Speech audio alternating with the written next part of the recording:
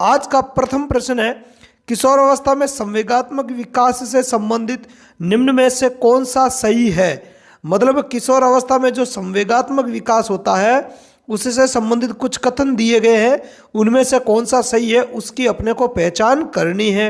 Option देखते हैं। Option A है, तीव्र संवेगात्मक विकास किशोर अवस्था की प्रमुख विशेषता है। बिल्कुल सही है ना। किशोर अवस्था में जो संवेगात्मक विकास होता है वो तीव्र होता है ना।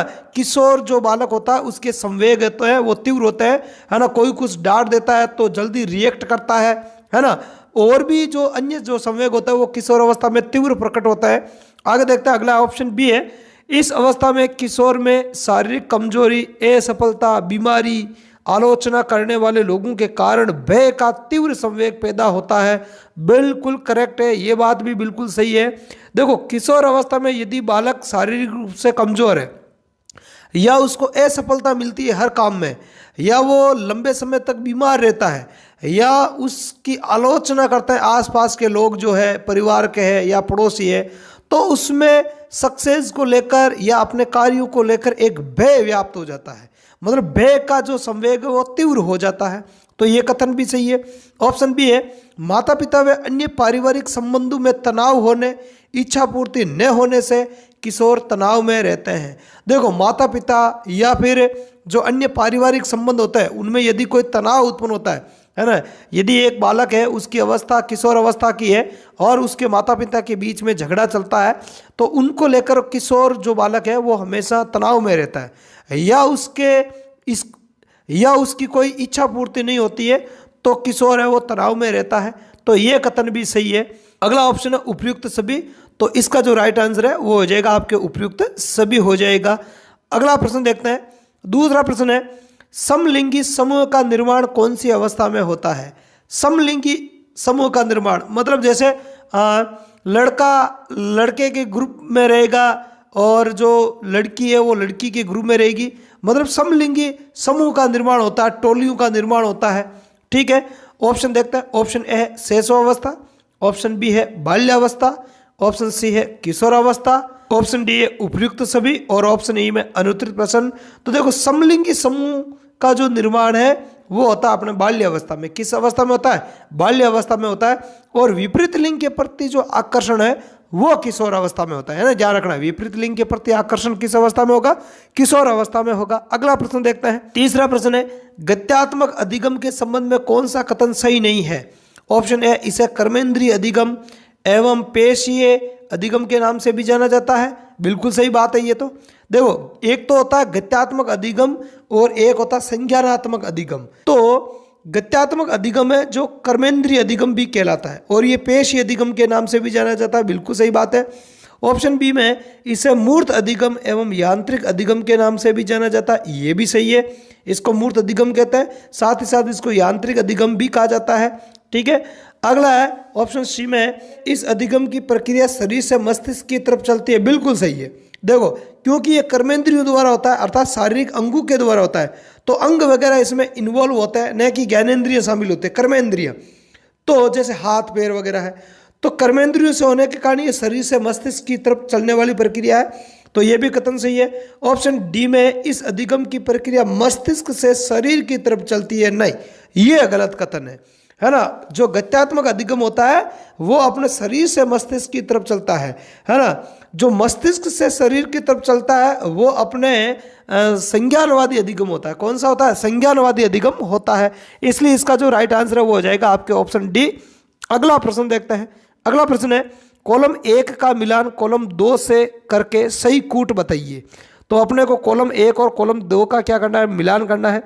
पहले देखो, इधर कॉलम 1 है संवेदी पेशीय अवस्था, नीचे दे रखा 2 नंबर पर औपचारिक क्रियात्मक अवस्था, 3 नंबर पर पूर्व संक्रियात्मक अवस्था, 4 नंबर पर मूर्त संक्रियात्मक अवस्था। ठीक है, और इधर दे रखा आपके कॉलम 2 में, ए है जन्म से 2 वर्ष, बी में है 7 से 12 वर्ष, सी में है 2 से 7 वर्ष, डी में है 12 वर्ष से प्रौढ़ावस्था तक। मतलब इसमें वो जीन पियाजे के संज्ञानवादी विकास के सिद्धांत के अनुसार ये दे रखी है। तो देखो, इसमें अपन मिलान करते हैं। क्या होना चाहिए? देखो, पहला है आपके संवेदी पेशी अवस्था। तो संवेदी पेशी अवस्था का जो समय होता है वो जन्म से 2 वर्ष होता है, सही है। ठीक है।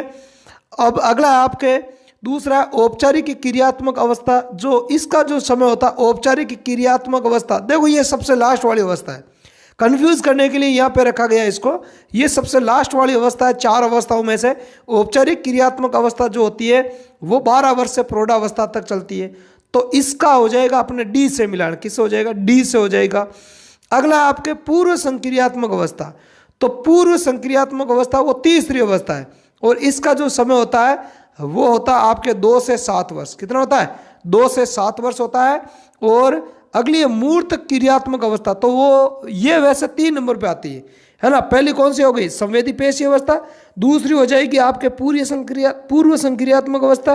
तीसरी हो जाएगी मूर्त संक्रियात्मक अवस्था। और इसका टाइम जो होता है या जो अवधि काल होता है वो 7 से 12 वर्ष का होता है। और चौथी जो आपको मैंने ऊपर बताई दी औपचारिक क्रियात्मक अवस्था है जो 12 वर्ष से प्रौढ़ावस्था तक चलती है। तो इसलिए देखो इसका जो सही कूट हो जाएगा वो कौन सा हो जाएगा, ऑप्शन बी हो जाएगा। फर्स्ट में ए, सेकंड में डी, थर्ड में सी और फोर्थ में बी हो जाएगा। आगे बात समझ में। अगले प्रश्न पर बढ़ता है। अगला सवाल है निम्न में से कौन सा एक अधिगम वक्र का प्रकार नहीं है। देखो अधिगम वक्र आपने पढ़े होंगे अधिगम वाले पॉइंट में, अधिगम वक्र है, अधिगम पठार है। तो देखो अधिगम वक्र का कौन सा प्रकार नहीं है, ऑप्शन देखते हैं। ऑप्शन ए में है धनात्मक अधिगम वक्र एवं ऋणात्मक अधिगम वक्र। ऑप्शन बी में है सरल रेखीय अधिगम वक्र। ऑप्शन सी में है शून्य अधिगम वक्र। ऑप्शन डी में है एस आकारीय अधिगम वक्र और ऑप्शन ई में अनुत्तरित प्रश्न। तो देखो इसका जो राइट आंसर है वो हो जाएगा आपके ऑप्शन सी शून्य अधिगम वक्र। शून्य अधिगम वक्र है वो इस प्रकार का कोई अधिगम वक्र नहीं होता है। बाकी देखो मोटे तौर पर अधिगम वक्रों को 4 भागों में बांटा गया। एक तो धनात्मक अधिगम वक्र, एक ऋणात्मक अधिगम वक्र, एक सरल रेखीय अधिगम वक्र और एक एस आकारीय अधिगम वक्र। तो ये 4 प्रकार के अधिगम वक्र होता है। तो शून्य अधिगम वक्र नहीं होता है, ऐसा कुछ भी नहीं है। अगला प्रश्न है चिंतन विचार करने की वह मानसिक प्रक्रिया है जो किसी खाली जगह दे रखी है फिर के कारण आरंभ होती है और उसके अंत तक चलती रहती है। तो यहाँ पे खाली जगह में उपयुक्त शब्द कौन सा आएगा वो अपने को भरना पड़ेगा यहाँ पर। तो ऑप्शन देखते हैं। ऑप्शन ए समस्या, ऑप्शन बी है अभिप्रेरणा, ऑप्शन सी है अभिरुचि, ऑप्शन डी है वस्तु, ऑप्शन ई में अनुत्तरित प्रश्न। तो देखो इसमें क्या आएगा, देखो चिंतन की प्रक्रिया किसी समस्या के कारण प्रारंभ होती है। भाई आप किसी के बारे में चिंता क्यों करोगे, चिंतन क्यों करोगे, सॉरी, तो आप किसी के बारे में चिंतन क्यों करोगे, क्योंकि कोई ना कोई क्या है समस्या है। तो उस समस्या का समाधान करने के लिए अपन चिंतन मनन करते हैं। आगे बात समझ में। तो इसलिए ये समस्या के कारण आरंभ होती है और जैसे ही समस्या समाप्त तो चिंतन की प्रक्रिया भी समाप्त हो जाती है। आगे बात समझ में। अगला प्रश्न देखते हैं। 7वां प्रश्न है व्यक्तिगत भिन्नता को प्रभावित करने वाला कारक है। जो व्यक्तिगत भिन्नता होती है उसको प्रभावित करने वाला कारक कौन सा है। ऑप्शन ए जाति, आयु एवं परिपक्वता। ऑप्शन बी है शिक्षा, आर्थिक दशा, लिंग भेद तथा बुद्धि। ऑप्शन सी है वंशानुक्रम, वातावरण एवं परिपक्वता। ऑप्शन डी में है उपयुक्त सभी और ऑप्शन ई में अनुत्तरित प्रश्न। तो देखो व्यक्तिगत भिन्नता को तो सारे कारक प्रभावित करते हैं। जाति भी प्रभावित करती है, आयु प्रभावित करती है। एक छोटा बच्चा है एक बड़ा बच्चा है तो उसकी सोच विचार सब कुछ अलग अलग होंगे, तो व्यक्तिगत भिन्नता हो गई ना। परिपक्वता हो गई, शिक्षा, आर्थिक दशा, लिंग भेद, बुद्धि, फिर वंशानुक्रम, वातावरण, परिपक्वता, सब ये जो देर का सब है वो सब व्यक्तिगत भिन्नता को प्रभावित करता है। इसलिए इसका जो राइट आंसर है वो क्या हो जाएगा, ऑप्शन डी हो जाएगा। क्या हो जाएगा, ऑप्शन डी हो जाएगा। अगला प्रश्न देखते हैं। निम्न में से कौन सा व्यक्ति का पूर्णतया नैतिक पक्ष है। देखो व्यक्ति का नैतिक पक्ष कौन सा है। ऑप्शन ए है इदम, ऑप्शन बी है अहम, ऑप्शन सी में है परम अहम, ऑप्शन डी में है उपयुक्त सभी और ऑप्शन ई में अनुत्तरित प्रश्न। इनमें देखो इदम को अपन इड भी बोलते हैं, ठीक है, और अहम को अपन ईगो भी बोलते हैं और परम अहम को अपन सुपर ईगो भी बोलते हैं, ठीक है। आगे बात समझ में। तो पूर्णतया नैतिक पक्ष जो होता है वो होता है अपने परम अहम। क्या होता है, परम अहम है वो पूर्णतया नैतिक पक्ष होता है। अगला प्रश्न देखते हैं। अगला है नार्सिसिज्म का संबंध है। ऑप्शन ए ईश्वर प्रेम से, ऑप्शन बी है आत्म प्रेम से, ऑप्शन सी है प्रकृति प्रेम से, ऑप्शन डी है मित्र प्रेम से और ऑप्शन ई में है अनुत्तरित प्रश्न। तो देखो नार्सिसिज्म का मतलब क्या था, स्वयं मोह, खुद से मोह मतलब खुद से प्रेम। इसलिए इसका जो राइट आंसर है वो हो जाएगा आपके ऑप्शन बी आत्म प्रेम से या स्वयं मोह से, ठीक है। अगला और आज का अंतिम प्रश्न देखते हैं।